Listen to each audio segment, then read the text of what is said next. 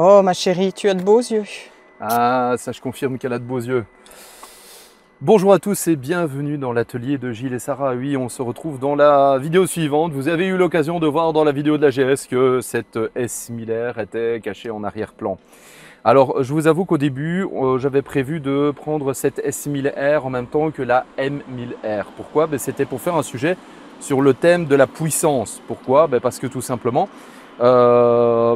on me dit toujours, c'est des motos qui sont devenues trop puissantes. Et c'est vrai qu'au final, cette S1000R de 2025 a augmenté sa puissance en passant de 165 chevaux à 170 chevaux. Donc elle a gagné en termes de chevaux.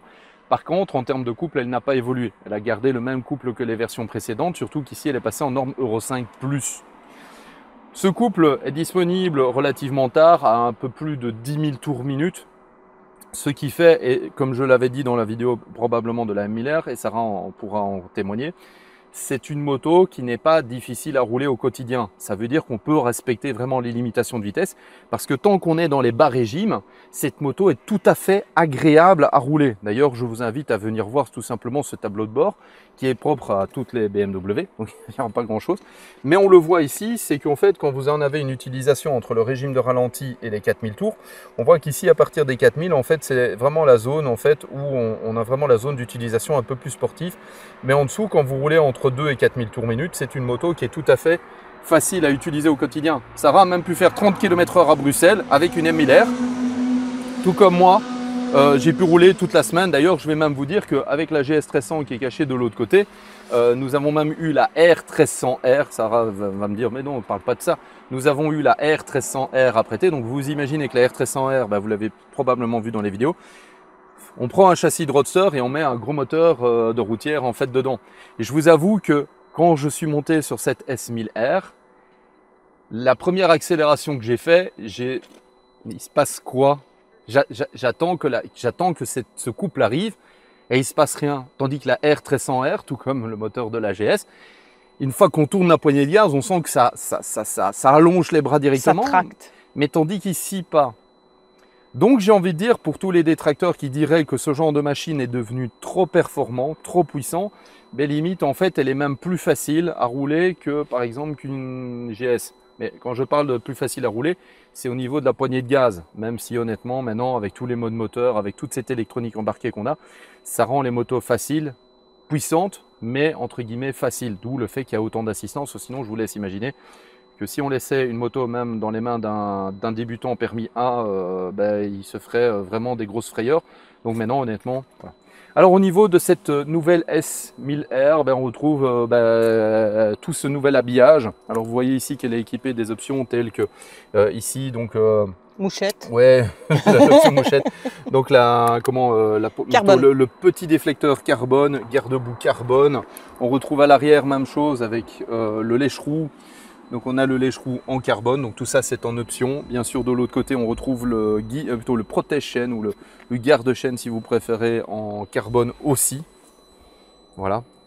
Alors, même chose que pour la M1000R, on retrouve en fait ici, vous voyez, cette arrière qui est dessinée, mais par contre on retrouve tout ce qui est éclairage au niveau des clignotants. Donc si vous les supprimez, comme certains aiment bien, vous perdez en fait tout simplement votre système d'éclairage, votre système de freinage ainsi que vos clignotants. Je trouve que ceux-ci sont très très bien intégrés, en tout cas ça lui donne un chouette design. Ici on retrouve en fait, vous pouvez voir ici cette option, donc le capot de selle. Alors je vous laisse imaginer que la selle, c'est ceci, c'est la même taille que la selle, donc il n'y a pas grand chose. Alors ici, ceci n'est pas une décoration, contrairement à la R1300R où on avait la décoration. Donc celui-ci, il est bien marqué lift, donc levé, et donc en fait ça cache la serrure qui vous permettra tout simplement d'accéder à ce petit coffre qui vous permettra de ranger vos documents ou de ranger quelques petites choses utiles, mais pas grand chose. On retrouve cette magnifique selle taillée M, je suppose que celle-ci doit être en option, parce que celle-ci est badgée M avec ce coloris que vous voyez, donc c'est toujours le coloris où en fait d'un côté on voit que c'est les coloris bleus et de l'autre côté c'est les coloris rouges en fait qu'on va retrouver. Au niveau du reste, cette moto est équipée d'un shifter up-down qui fonctionne très bien.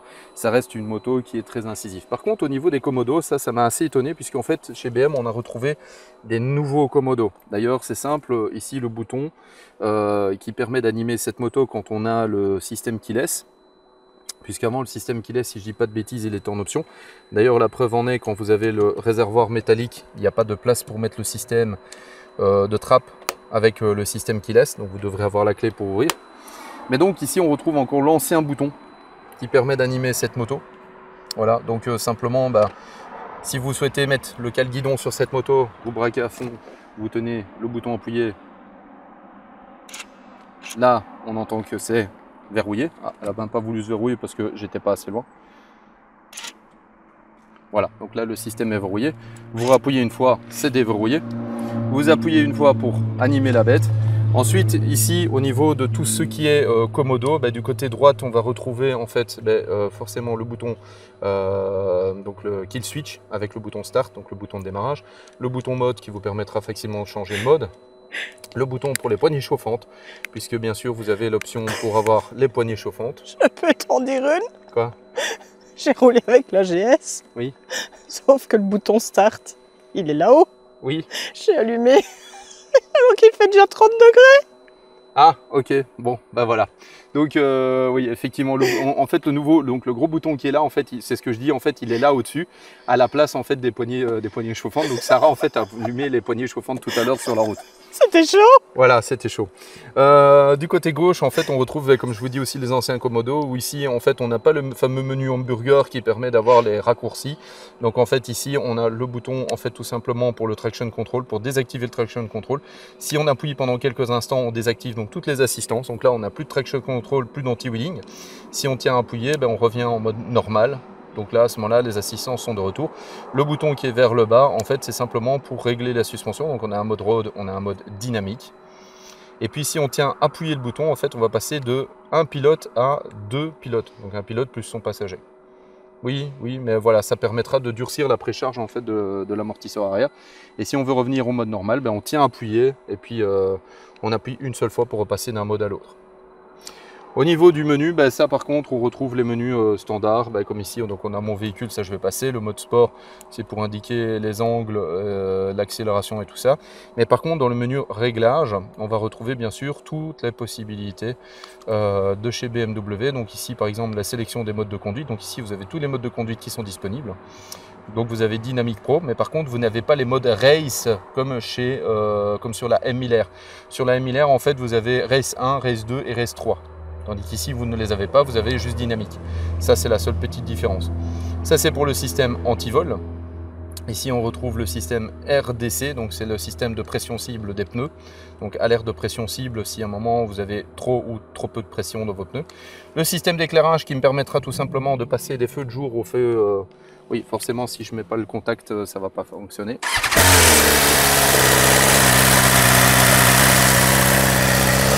Et forcément, comme maintenant il fait plus très clair, on ne verra pas de différence. Voilà. On retrouve le système d'avertissement des lampes. Donc tout à l'heure, j'ai fait une petite démo, je pense à Sarah. C'est en fait tout simplement quand vous prenez quand vous faites un freinage d'urgence, si je dis pas de bêtises, c'est au moment où vous faites un freinage d'urgence, en fait ça va faire clignoter en fait les stops. Pas les clignotants, c'est pas les clignotants de chez les autres, c'est les clignotants, tandis qu'ici, voilà.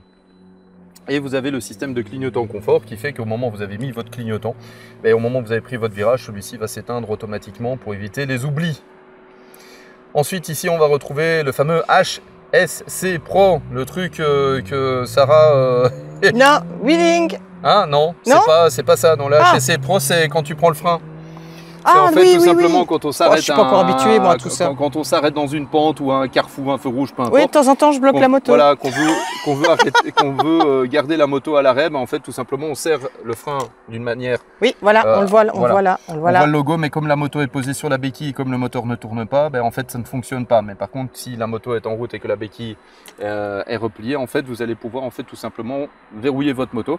Si vous le mettez en mode automatique, dès que vous allez lâcher l'embrayage et que vous allez vouloir commencer à rouler, elle va relâcher automatiquement.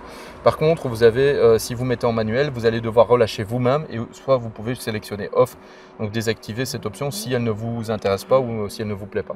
Ensuite, ici, on a quand même des fonctionnalités de lap timer, donc qui vous permettra tout simplement d'aller sur circuit et ensuite de pouvoir enregistrer vos temps autour.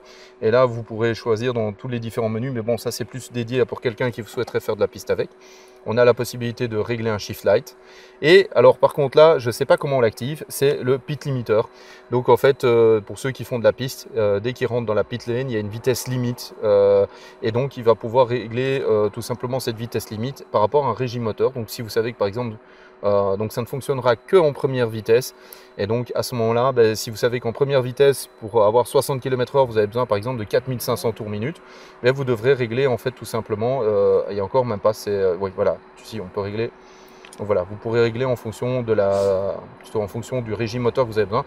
Donc, par exemple, si dans la pit lane on vous dit 50 km/h, vous savez qu'en première à 5000 par exemple vous êtes à 50, et ben vous allez verrouiller ici, vous allez mettre OK à ce moment-là. Ben, tant que vous êtes en première, que le pit limiter est actif, ben, ça vous évitera de faire des excès de vitesse dans la pit lane et de vous ramasser des amendes ou entre guillemets de vous faire engueuler par l'organisation parce que vous allez trop vite. Oui, je ne veux pas mettre 7000. Tu t'amuses là? Oui, je vais remettre 3005, mais de toute façon, si vous avez oublié quelque chose, vous avez le bouton magique. C'est quoi le bouton magique? Ben, le bouton magique, c'est simple. C'est en fait, si vous avez oublié tout ce que vous avez fait, puisqu'ici on a le réglage du système, et dans le réglage du système, même pas, puisqu'ici c'est les langues, les unités, tout ça, c'est qu'en fait, si vous avez un souci, à un moment vous ne savez plus ce que vous avez mis, vous avez fait un réglage, vous avez fait un bordel, vous avez réinitialisé tout, et à ce moment-là, vous pouvez revenir vraiment à zéro dans tous vos réglages, et à ce moment-là, comme vous pouvez le voir, cette moto est équipée, ici en tout cas sur la version que nous avons reçue, elle est équipée des suspensions adaptatives. Donc ce qui veut dire qu'en fonction du mode... En fonction du mode dans lequel vous êtes, vous allez pouvoir... Oui, par contre, c'est moi qui ai activé les warnings. Non, j'ai activé le clignotant, c'est tout. Voilà, c'est la fatigue. Donc, en fonction du mode moteur dans lequel vous êtes, donc si vous appuyez sur le bouton mode, donc, par exemple, si vous êtes en dynamique, la suspension va se régler plus sportivement. Si vous êtes en mode pluie, donc en mode pluie, voilà, rain, la suspension va être beaucoup plus souple. Et même chose, en mode road, la suspension va s'ajuster entre les deux. Par contre, si vous allez de nouveau dans le fameux menu, dans le fameux réglage, si vous retournez dans la configuration du véhicule, réglage du véhicule qui est ici, vous allez pouvoir en fait changer les modes d'amortissement tout au début. Et encore, je ne suis pas certain. Excusez-moi, j'ai juste perdu. Non, en fait, il n'y a qu'en Dynamic Pro où vous allez pouvoir configurer votre suspension, voilà, ici. Donc ici, vous allez pouvoir régler dans le mode 1, tout simplement, la sensibilité de la poignée de gaz. Donc quand elle est en mode 1, c'est le mode sport, c'est le vrai mode sport. Si vous mettez en mode 4, voilà, c'est même mode 5, là on voit qu'en fait c'est l'équivalent du mode pluie. Donc à ce moment-là, toutes les assistances sont mises dessus, la sensibilité est la plus faible.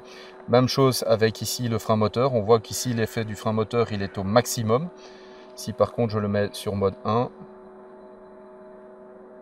voilà, c'est l'effet de freinage minimum. Ici on retrouve la possibilité de régler le traction control sur 4 positions. Donc tout simplement en mode rain, on voit que toutes les assistances sont là. Si on met en mode 1, on voit que c'est performance maximale. Ici, même chose avec l'anti-wheeling, on a 3 positions. Donc là, l'anti-wheeling est au maximum. Si vous mettez sur le mode 0, parce qu'il y a possibilité de désactiver, à ce moment-là, ben, c'est bon amusement les amis. Voilà, dès que la moto va donner tout son couple et autres, ben, elle va se lever. Ici, par contre, au niveau du réglage de l'ABS, ça, je trouve ça très intéressant parce qu'il y a 5 positions. Et en fait, on voit ici le graphique. Donc en fait, on voit ici la source. Et ici, on voit le mode, donc le mode pluie. Ici, on voit en fait que là, on est en ABS Pro. Là, on est au maximum. Ici, l'ABS est au maximum sur l'avant. L'ABS est au maximum sur l'arrière. On voit ici la distribution donc du freinage sur l'arrière qui est au maximum. Et on voit ici l'anti rear lift. Donc c'est pour éviter en fait les stoppies. Voilà. Donc si vous mettez forcément sur la position 1, et voir, il n'y a même pas de position 0. Sur la position 1, ben on voit qu'en fait l'ABS est quasiment au minimum à l'avant, quasiment au minimum à l'arrière. On voit que tout ce qui est redistribution... Désactivé. Tout est désactivé. Excuse-moi, je m'y perds un petit peu, mais c'est vrai qu'on est vraiment en fin de journée. Et il est 20h15. Et si vous ne savez plus, et si vous n'avez pas envie de chipoter à tout ça, vous faites réinitialiser, et à ce moment-là, on revient au réglage de base. Voilà. Bah oui, on va retourner sous... je ne vais pas dire sous le soleil, on va retourner, voilà. On en a eu du soleil aujourd'hui. Hein. Ouais. Alors que dire au niveau de cette moto? Bah, celui qui a envie de se faire plaisir, honnêtement, je trouve que c'est un roadster avec lequel on peut encore rouler sans perdre son permis. Malgré sa puissance, malgré tout. La possibilité de le personnaliser énormément, le fait de pouvoir faire de la piste assez aisément avec. Moins cher bien sûr que la M1000R, moins cher au niveau des pièces aussi si on a un petit souci, si on tombe avec bien sûr. Maintenant, en termes de physique, il est clair que la M1000R est beaucoup plus intéressante. Maintenant, à choisir entre cette S1000R et la R1300R, je vous avoue que j'ai un petit coup de cœur pour la R1300R, où là, franchement, pour la route, c'est tout aussi amusant que celle-ci. Quoique, celle-ci, la différence, c'est le poids. J'ai un coup de cœur aussi pour la R1300. Voilà, mais le poids de cette machine, forcément, est bien en dessous de la R1300R. Mais en termes de plaisir conduite sur la route, j'avoue que la R1300R était un petit peu plus que celle-ci. Mais celle-ci est tout aussi, aussi jouissive, puisque je vous dis, elle est extrêmement légère et est vraiment très très bien. Bon, vu qu'il commence à faire noir, on va pas faire de vidéo embarquée. Parce que bientôt... Ben, ça se voit pas trop à la caméra, c'est déjà ça. Oui, il est 20h14 et je suis debout à 4h parce que Sarah est en congé la suite de cette vidéo. Donc, bon les amis, si vous avez aimé cette vidéo, n'hésitez pas à liker. Bien sûr, n'hésitez pas à commenter, positif, négatif. Du moment que c'est constructif, venez pas me dire encore un brol ou trop puissant ou trop ci ou trop là. Il y a des gens qui s'intéressent à ce genre de machine, donc laissez-leur le plaisir de les découvrir, bien sûr. À côté de ça, ben, n'hésitez pas à partager cette vidéo si vous l'avez trouvée utile et bien sûr de vous abonner si vous voulez nous retrouver dans la suite de nos essais et autres aventures et délires et tout ce qui s'ensuit. Bon allez, sur ce, on vous laisse parce que bientôt il va faire tout noir. Je n'ai rien dit. Qui a la ref? Qui a la ref? Oh, elle a quand même de beaux yeux.